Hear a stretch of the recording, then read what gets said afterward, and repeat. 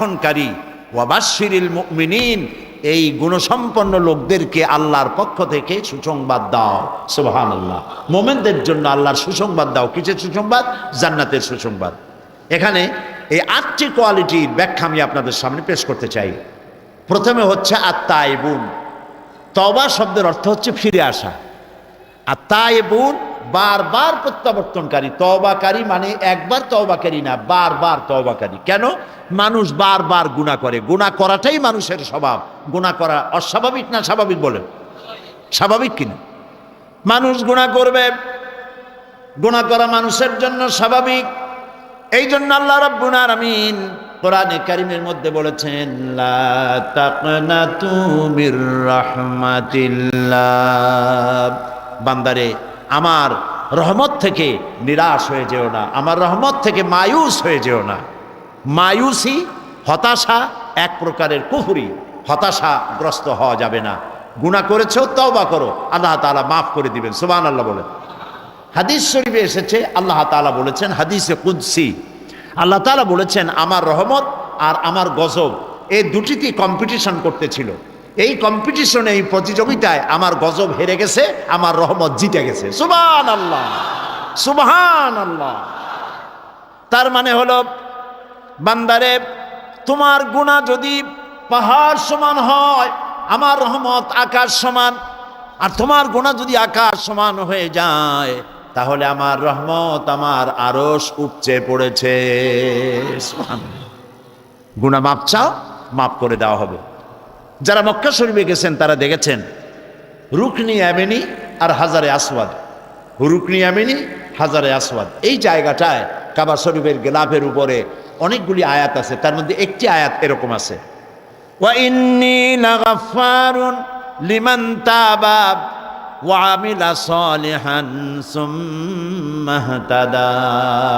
আল্লাহ তাআলা বলেন, নিশ্চয়ই আমি ক্ষমাশীল, নিশ্চয়ই আমি ক্ষমাশীল, আমি দয়াবান।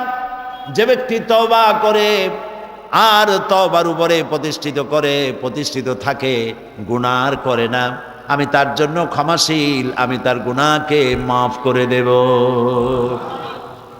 আল্লাহ তাআলা গুনাহ মাফ করার আল্লাহর সুন্নত, আল্লাহর সিস্টেম হচ্ছে,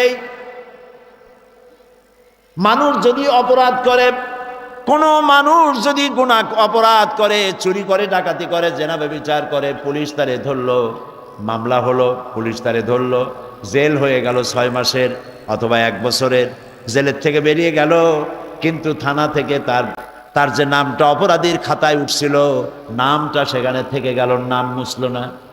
আবার অপরাধ করলো, আবার জেলে গেল, আবার জেল থেকে মুক্ত হলো, থানার সেই খাতায় আরেকবার নাম লেখা হলো। যতবার অপরাধ করবে নাম লেখা হবে, নাম মুছবে না। কিন্তু আল্লাহ তাআলার সুন্নত ভিন্ন রকম। মানুষ গুনাহ করে, গুনাহ করি বান্দা যখন তওবা করে, রব্বুল আলামিন বলেন, শুধু গুনাহ মাফ করি না, গুনার খাতা থেকে নামটাও আমি আল্লাহ মুছে ফেলে দেই। নামটাও থাকে না, সুবহানাল্লাহ, নাম মুছে ফেলে দিই। এবং আত-তায়েবু আনিজ যামবে কামান লা যামবা লাহু, গুনাহ থেকে যে ব্যক্তি তওবা করলো, তার অবস্থা যেন এই সে কোনো গুনাহই করে নাই। সুবহানাল্লাহ, সে যেন কোনো গুনাহই করে নাই। তার গুনাহকে আল্লাহ তাআলা গুনাহগুলিকে নেকি দিয়ে পরিবর্তন করে দেন। সুবহানাল্লাহি বিহামদিহি। এই জন্য যারা আমরা সবাই গুনাহগার, গুনাহ করতেই পারি। গুনাহগার, নানাভাবে গুনাহ আমরা করেছি, হাত দিয়ে, পাও দিয়ে, চোখ দিয়ে, মুখ দিয়ে, আমলে আখলাকি হাজার অপরাধ করেছি। এই অপরাধের বোঝা নিয়া বান্দা যখন আল্লাহর দরবারে হাত তোলে আর চোখের পানি ফেলে দেয়, আল্লাহর নবী বলেছেন, বান্দা যখন আল্লাহর ভয়েতে, জাহান্নামের ভয়েতে যখন কান্দে, চোখের পানি নাকের অর্ধেক আসতে না আসতে আল্লাহ তারে মাফ করে দেন।